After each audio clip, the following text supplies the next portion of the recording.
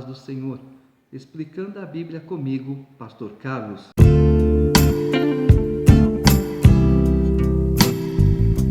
Jó, capítulo 7. Não é penosa a vida do homem sobre a terra?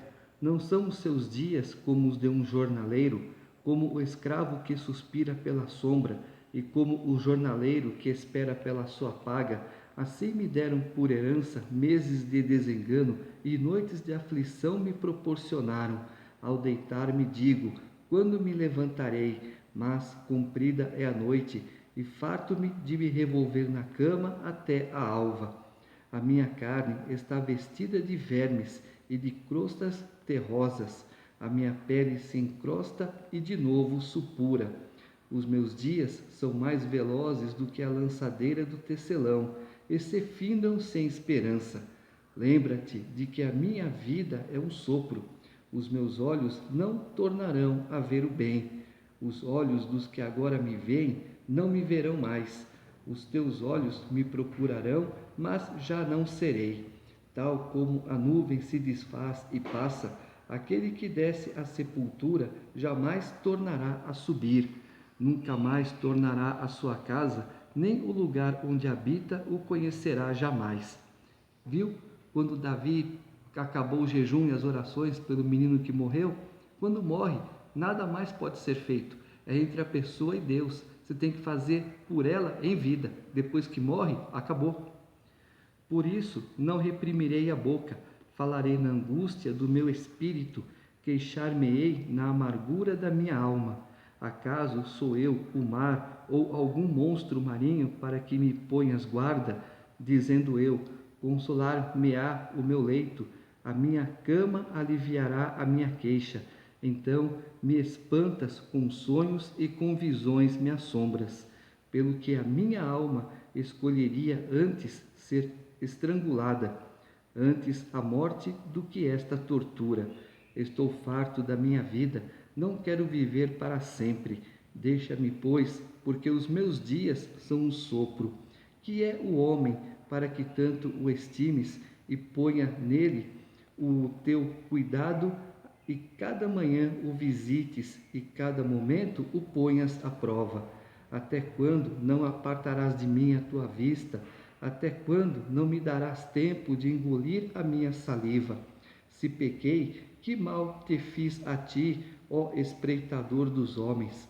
Por que fizeste de mim um alvo para ti, para que a mim mesmo me seja pesado? Por que não perdoas a minha transgressão e não tiras a minha iniquidade? Pois agora me deitarei no pó, e se me buscas, já não serei. Capítulo 8. Então respondeu Bildade, o suíta: até quando falarás tais coisas? E até quando as palavras da tua boca serão qual vento impetuoso? Perverteria Deus o direito, ou perverteria o Todo-Poderoso a justiça?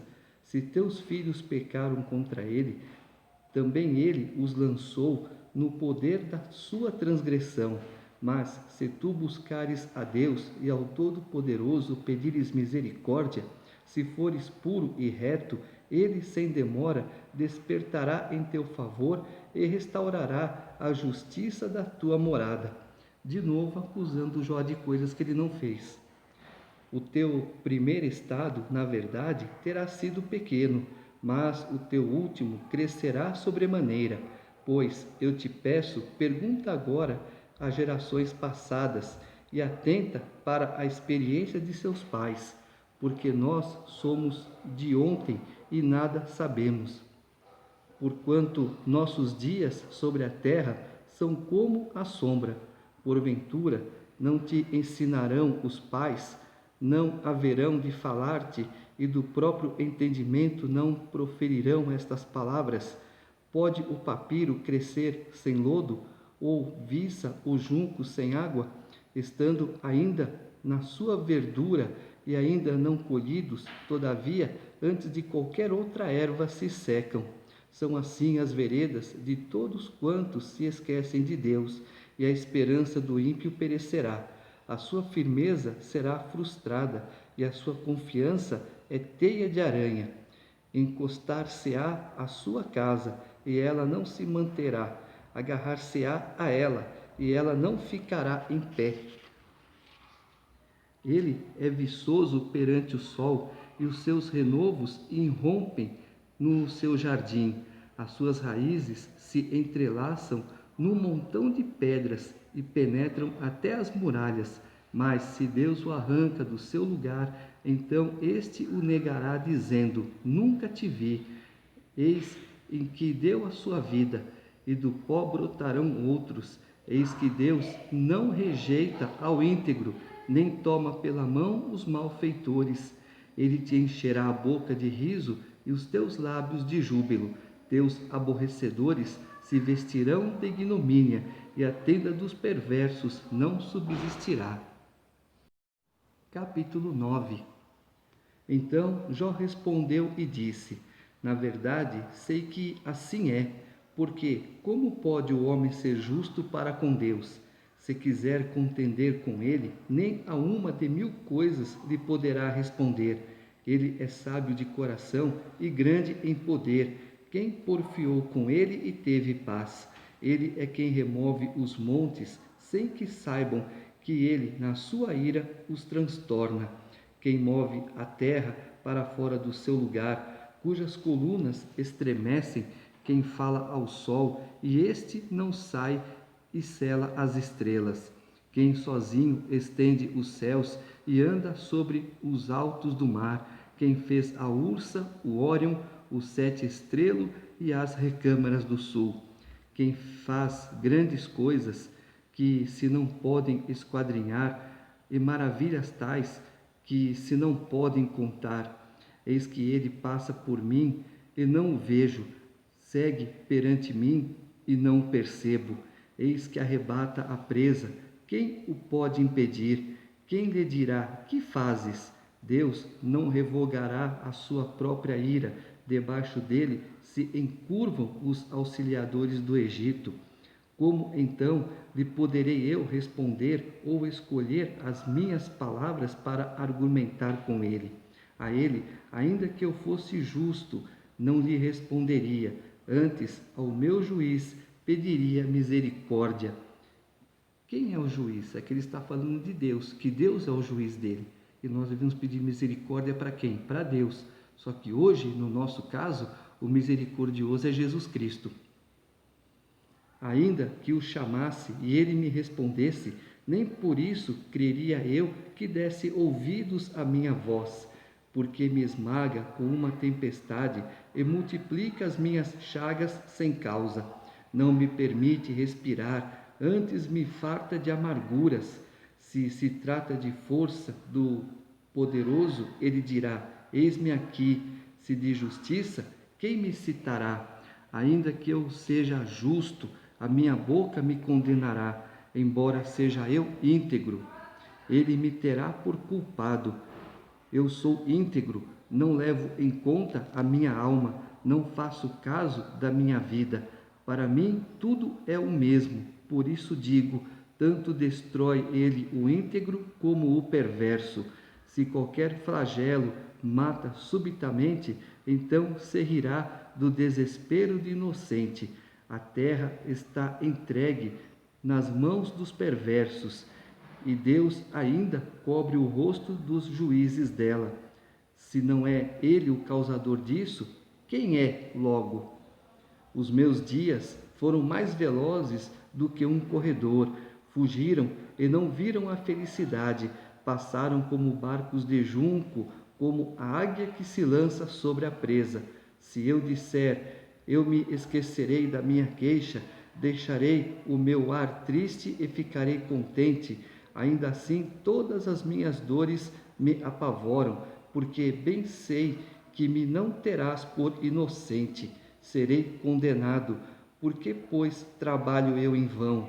Ainda que me lave com água de neve e purifique as mãos com cáustico, mesmo assim me submergirás no lodo, e as minhas próprias vestes me abominarão. Porque ele não é homem como eu, a quem eu responda, vindo juntamente a juízo. Não há entre nós árbitro que ponha a mão sobre nós ambos. Tire ele a sua vara de cima de mim, e não me amedronte o seu terror. Então falarei sem o temer, do contrário, não estaria em mim. Viu? Nós temos agora Jesus Cristo. Quem intercede por mim nessa contenda entre eu e Deus? Quem intercede por nós agora? Jesus. Capítulo 10. A minha alma tem tédio à minha vida. Darei livre curso à minha queixa. Falarei com amargura da minha alma. Direi a Deus: não me condenes, faze-me saber por que contendes comigo. Parece-te bem que me oprimas, que rejeites a obra das tuas mãos e favoreças o conselho dos perversos? Tens tu olhos de carne? Acaso vês tu como vê o homem? São os teus dias como os dias do mortal? Ou são os teus anos como os anos de um homem? Para te informares da minha iniquidade e averiguares o meu pecado. Bem sabes tu que eu não sou culpado, todavia ninguém há que me livre da tua mão. Vê só, Jó não é culpado, ele tem consciência disso, mas por que esse mal me sobrevém? As tuas mãos me plasmaram e me aperfeiçoaram, porém agora queres devorar-me. Plasmaram, modelaram. Lembra-te de que me formaste como um barro e queres agora reduzir-me a pó? Porventura não me derramaste como leite e não me coalhaste como queijo? De pele e carne me vestiste e de ossos e tendões me entreteceste.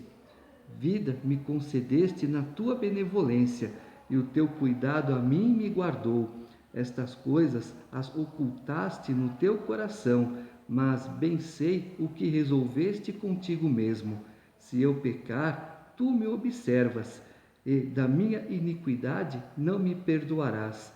Se for perverso, ai de mim, e se for justo, não ouso levantar a cabeça, pois estou cheio de ignomínia e olho para a minha miséria. Porque se a levanto, tu me caças como a um leão feroz e de novo revelas poder maravilhoso contra mim. Tu renovas contra mim as tuas testemunhas e multiplicas contra mim a tua ira. Males e lutas se sucedem contra mim. Por que, pois, me tiraste da madre? Ah, se eu morresse antes que olhos nenhuns me vissem! Teria eu sido como se nunca existira, e já do ventre teria sido levado à sepultura. Não são poucos os meus dias?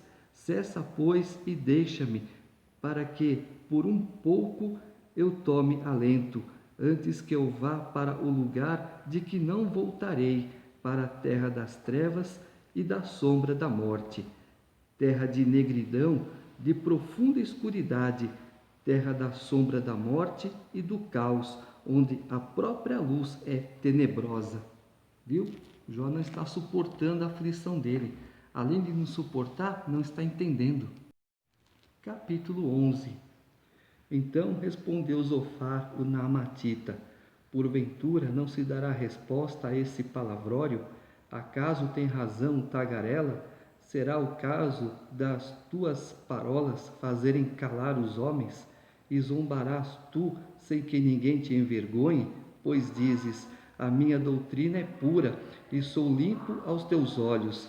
Ó, falasse Deus e abrisse os seus lábios contra ti, e te revelasse os segredos da sabedoria, da verdadeira sabedoria que é multiforme. Sabe, portanto, que Deus permite seja esquecida parte da tua iniquidade. Porventura desvendarás os arcanos de Deus, ou penetrarás até a perfeição do Todo-Poderoso? De novo acusando Jó. Como as alturas dos céus é a sabedoria, que poderás fazer? Mais profunda é ela do que o abismo, que poderás saber? A sua medida é mais longa do que a terra e mais larga do que o mar. Se ele passa, prende alguém e chama a juízo. Quem o poderá impedir? porque ele conhece os homens vãos e sem esforço vê a iniquidade, mas o homem estúpido se tornará sábio quando a cria de um asno montês nascer homem. Quer dizer, no dia em que a cria de um asno montês nascer homem, é aí que você vai ter sabedoria. Engano, né? Se você pedir para Deus, Deus te dá. Se dispuseres o coração e estenderes as mãos para Deus, se lançares para longe a iniquidade da tua mão e não permitires habitar na tua tenda a injustiça, então levantarás o rosto sem mácula, estarás seguro e não temerás, pois te esquecerás dos teus sofrimentos e deles só terás lembrança como de águas que passaram. A tua vida será mais clara que o meio-dia, ainda que lhe haja trevas, serão como amanhã. Sentir-te-ás seguro, porque haverá esperança. Olharás em derredor e dormirás tranquilo. Deitar-te-ás e ninguém te espantará, e muitos procurarão obter o teu favor, mas os olhos dos perversos desfalecerão. O seu refúgio perecerá, sua esperança será o render do espírito. Capítulo 12. Então Jó respondeu: na verdade, vós sois o povo, e convosco morrerá a sabedoria. Também eu tenho entendimento como vós, e não vos sou inferior. Quem não sabe coisas como essas? Eu sou irrisão para os meus amigos. Eu que invocava a Deus, e ele me respondia. O justo e o reto servem de irrisão. No pensamento de quem está seguro, há desprezo para o infortúnio, um empurrão para aquele cujos pés já vacilam. As tendas dos tiranos gozam paz, e os que provocam a Deus estão seguros. Têm o punho por seu Deus. Mas pergunta agora às alimárias, e cada uma delas tu ensinará, e as aves dos céus, e elas tu farão saber. Ou fala com a terra, e ela te instruirá. Até os peixes do mar tu contarão. Ou seja, por que as pessoas se dão bem? Por que os maus se dão bem e eu que não fiz nada estou me dando mal? É a pergunta que todo mundo faz, né? Qual entre todos estes não sabe que a mão do Senhor fez isto? Na sua mão está a alma de todo ser vivente e o espírito de todo gênero humano. Porventura, o ouvido não submete à prova as palavras, como o paladar prova as comidas? Está a sabedoria com os ídolos e na longevidade o entendimento? Não, com Deus está a sabedoria e a força. Ele tem conselho e entendimento. O que ele deitar abaixo não se reedificará. Lança na prisão e ninguém a pode abrir. Se retém as águas, elas secam. Se as larga, devastam a terra. Com ele está a força e a sabedoria. Seu é o que erra e o que faz errar. Aos conselheiros leva-os despojados do seu cargo, e aos juízes faz desvairar. Dissolve a autoridade dos reis, e uma corda lhe cinge os lombos. Aos sacerdotes leva-os despojados do seu cargo, e aos poderosos transtorna. Aos eloquentes ele tira a palavra e tira o entendimento aos anciãos. Lança desprezo sobre os príncipes e afrouxa o cinto dos fortes. Das trevas manifesta coisas profundas e traz à luz a densa escuridade. Multiplica as nações e as faz perecer. Dispersa-as e de novo as congrega. Tira o entendimento aos príncipes do povo da terra e os faz vaguear pelos desertos sem caminho. Nas trevas andam as apalpeladas, sem terem luz, e os faz cambalear como ébrios. Assim Deus faz, assim é o poder de Deus. Estamos nas mãos de Deus, Ele faz conosco o que bem Ele quiser. Temos que ter o quê? Sempre reverência e respeito, porque Deus por pior que seja a nossa vida, Ele sabe o que está fazendo, Ele sabe como direciona a vida da gente, Ele sabe como fazer para a gente. Por pior que seja, Deus está fazendo para nós o melhor.